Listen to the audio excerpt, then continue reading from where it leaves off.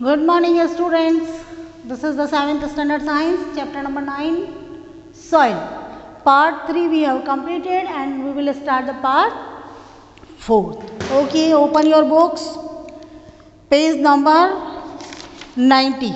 Okay, yesterday in your previous lecture we have studied about the types of soil. There are 3 types of soil: sandy soil, clay soil and loamy soil. After that we have studied about the properties of soil. Number 1 property है soil contains water, उसमें moisture होता है, बताया था मैंने आपको. दूसरा number soil allows water to percolate, soil पानी को नीचे ज़मीन में जाने देती है. उसके बाद हमने किया था activity number 3. Okay, and now example. हम क्या कर रहे हैं, परकोलेशन रेट फाइंड आउट करनी है. एग्जाम्पल है आपका पेज नंबर 90 है. Example number 1, 100 ml of water takes 10 minutes to percolate completely in a particular soil. एक पर्टिकुलर सॉइल है जहाँ पे 100 ml पानी 10 मिनट लेता है पूरी तरह से परकोलेट होने में. Calculate the percolation rate of water in the soil. Percolation rate आपको मालूम करनी है सॉइल की. परकोलेशन रेट ऑफ वाटर, तो वॉल्यूम, अब इसके अंदर क्या आ जाएगा, देखिए मेरे साथ, वॉल्यूम ऑफ वाटर परकोलेटेड, वर्क कितना हो गया 100 ml. Percolation time, percolation time कितना हुआ आपका 10 मिनट्स. कितना हुआ 10 मिनट्स से. अब आपको क्या फाइंड आउट करना है, percolation rate of water ml पर मिनट है. अब यहाँ पे आ जाएगा percolation rate of water in soil. Percolation rate of water in soil equal to क्या आ जाएगा यहाँ पे, वॉल्यूम ऑफ परकोलेटेड वाटर आएगा. लेकिन मैं आपको सिर्फ वाटर ही कर दूँ, नहीं, परकोलेटेड वाटर कर देती हूँ. Percolated water divided by percolate time to be taken for percolation. Percolation में लगा हुआ टाइम. तो आपका यहाँ पे क्या हो जाएगा, वॉल्यूम है आपका 100, टाइम लगा 10, तो 0 से 0 गया, 10 ml पर मिनट. तो आपका क्या हो जाएगा, percolation rate of water in a particular soil या in the given soil is 10 ml पर मिनट, 10 मिलीमीटर पर मिनट. हो गया. थर्ड प्रॉपर्टी है soil can absorb water. Soil जो है वो वाटर को एब्जॉर्ब कर सकती है. Actually we know that soil है इज पोरस. सॉइल में छेद होते हैं and it has space in between their particles. उनके पार्टिकल्स के बीच में जगह होती है and due to this soil can absorb water. Other words we can say soil can retain water. All types of soil however do not absorb water to same extents. जितनी भी तरह की सॉइल होती है, 3 तरह की सॉइल बताई, वो सारे एक समान पानी नहीं एब्जॉर्ब करती है. To find out which soil will absorb more water and which soil will absorb less water, we need to find the percentage of water absorb by the soil. किस सॉइल ने कितना ज़्यादा पानी एब्जॉर्ब किया, किस soil ने कितना कम पानी एब्जॉर्ब किया है, उसके लिए हमको क्या करना पड़ेगा, हमको उसके लिए we need to find the percentage of water. तो let us perform the activity. yes, page number 91 है, एक्टिविटी नंबर है 4. to find the percentage of water absorbed by the different type of soil. First of all देखिए, मैं आपको experiment बाद में बताती हूँ. First of all see this diagram. This is the diagram. ये आपका डायग्राम है और आपको क्या करना है, एक्सपेरिमेंट के लिए आपको first of all you will take the 3 graduated jar. 3 आपको इस तरह से सिलेंड्रिकल जार लेने हैं, लंबे. ग्रेजुएटेड माने उस पर नंबरिंग लिखी हुई होती है, 1 2 3 मार्किंग बनी हुई होती है, जैसे आपकी स्केल में मार्किंग होती है इस तरह से. उसके बाद में take 3 filter papers, keep 1 filter paper in the 1 funnel, एक फनल लेंगे उसमें फिल्टर पेपर डालेंगे and put all these funnels 1 by 1, तीनों को आपको एक एक जगह रखना है, ठीक है, 3 है उसके ऊपर रखना है। Take equal amount of 3 type of soil in different jar, जैसे ए जार है हम लोग उसकी मार्किंग कर देंगे ABC, तो ए जार है उसके अंदर सैंडी सॉइल, बी में क्ले सॉइल एंड सी में आप लूमी सॉइल ले लेंगे, कितनी 50 gram of each.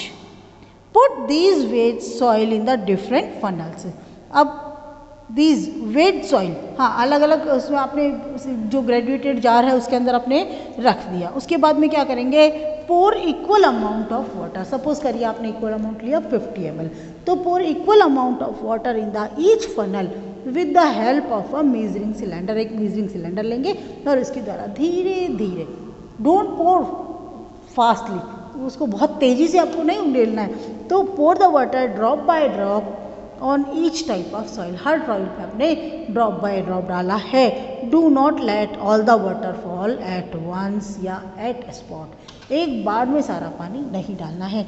Leave the apparatus for some time till active dripping of water from the funnel stops, आपको क्या करना है, वेट एंड वॉच, यानी कि बिल्कुल शांति से आप बैठ जाइए और चेक करते रहिए कि कब आपके फनल में से पानी नीचे गिरना बंद होता है, ठीक है। अब जब क्या किया आपने, water starts dropping from each funnel, जो है आपने पानी डाल दिया, वाटर क्या करता है, हर फनल में से पानी नीचे निकलना स्टार्ट होगा and gets collected in the graduated cylinders, जो ग्रेजुएटेड मार्किंग किया हुआ जो सिलेंडर है उसके अंदर इकट्ठा होना लगता है। The maximum water collects in the graduated cylinder with funnel containing Sandy soil, ऐसी फनल सॉइल, हमने क्या किया था, वो जार के ऊपर जो फनल थी, फनल के ऊपर हमने फिल्टर पेपर रखा था, उस फिल्टर पेपर के ऊपर हमने क्या किया था, हमने उसके ऊपर सैंडल सॉइल रखी थी, दूसरे में हमने क्ले सॉइल रखी थी और तीसरे में हमने फिल्टर पेपर के ऊपर लूमी सॉइल रखी थी। आगे समझ में आपको, तो हमने तीनों पे रख दिया। हमने देखा कि कौन से जार में, सिलेंड्रिकल जार के अंदर सबसे ज़्यादा पानी कलेक्ट होता है, तो the maximum water collects in the graduated cylinder with funnel containing Sandy soil, जिस फनल के अंदर सैंडी सॉइल थी उस वाले सिलेंडर में सबसे ज़्यादा पानी कलेक्ट होता है। और उसके बाद में आता है किसमें, उसके बाद में लूमी सॉइल है और तीसरा है आपका क्ले सॉइल। जो क्ले सॉइल है उसके अंदर बहुत कम पानी आता है और सेकंड नंबर पे आती है आपकी लूमी सॉइल। तो कैलकुलेशन क्या था, percentage of water absorbed by the type of soil can be calculated, कैसे, वेट ऑफ सॉइल टेकन 50 ग्राम, मैं इरेज कर दूँ ना इसे,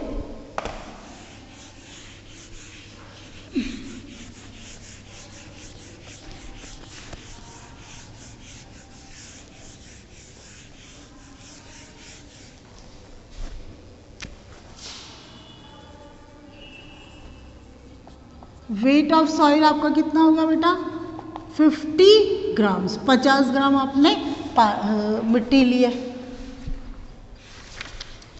और volume of water poured in each funnel, volume of water poured in each, हाँ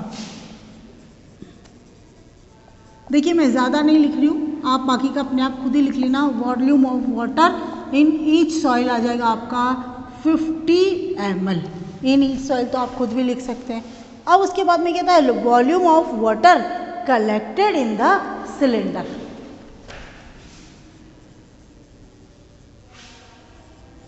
अब यहाँ पे बिल्कुल अलग चीज आ गई है, वॉल्यूम ऑफ वाटर है लेकिन यहाँ कलेक्टेड इन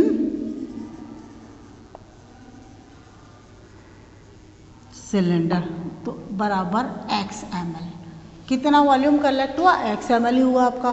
तो volume of water absorbed by the soil, कितना एब्जॉर्ब किया उसने, 50 ml तो आपकी मिट्टी थी और उसमें से क्या होगा, पानी, आप पानी कितना हो गया, -x कर दो तो आपका रिजल्ट आ जाएगा। Volume of water absorbed by the soil,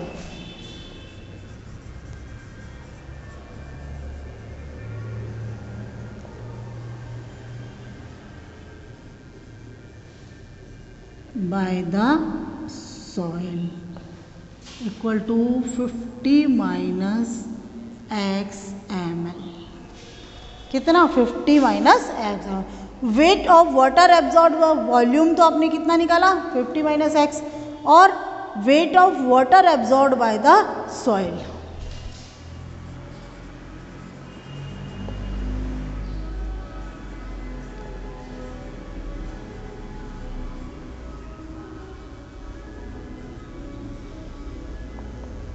fifty minus x gram, यहाँ पर 1 ग्राम बराबर है 1 ml की। क्या लिया है हमने? 1 gram is equal to 1 ml of water has equal weight of 1 gram. अब आपको निकालना है तो percentage of water absorbed by the soil कितना हो जाएगा? Weight of the water absorbed by the soil upon weight of the soil taken, जितना आपने सॉइल का वेट लिया, मल्टीप्लाई बाय द 100। तो percentage of water absorbed by the soil erase कर दूं क्या बेटा? उसके बाद का है ना, नहीं तो आपको दिखेगा ही नहीं।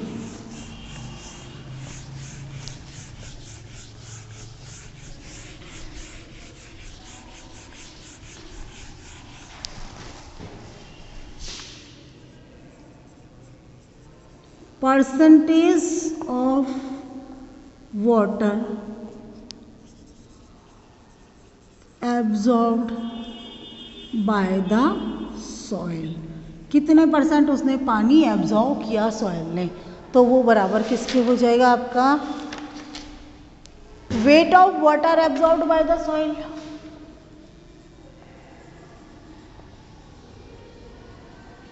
Wait of water absorbed by the soil divided by किसके मतलब weight of soil taken.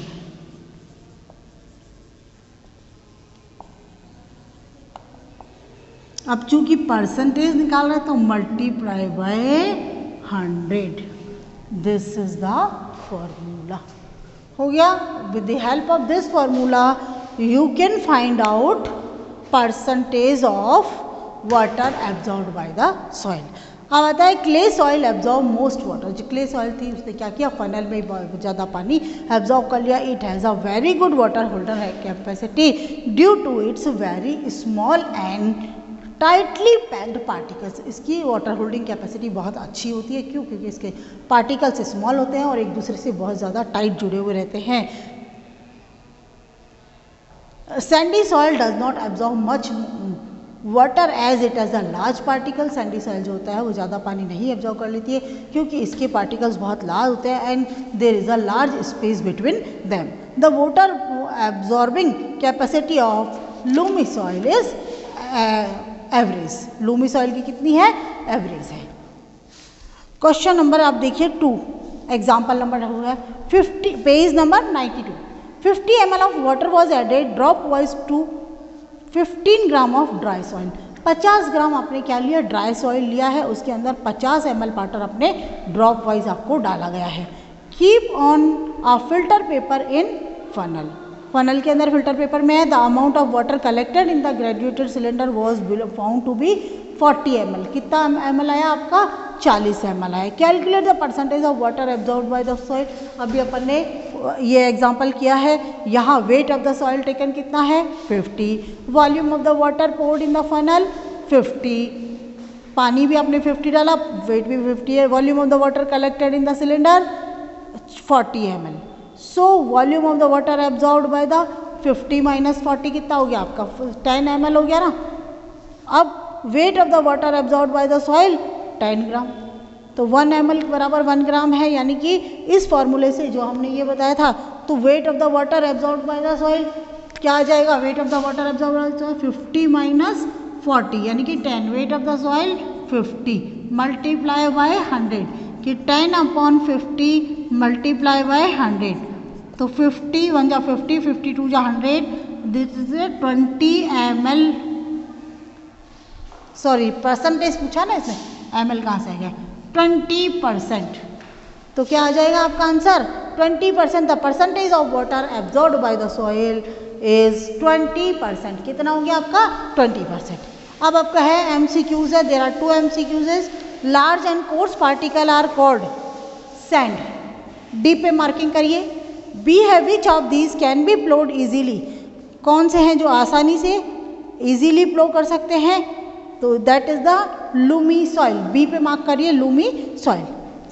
Soil and crops, क्या होता है, different type of soil are found in the different place, अलग अलग जगह के ऊपर अलग अलग तरह की सॉइल पाई जाती है।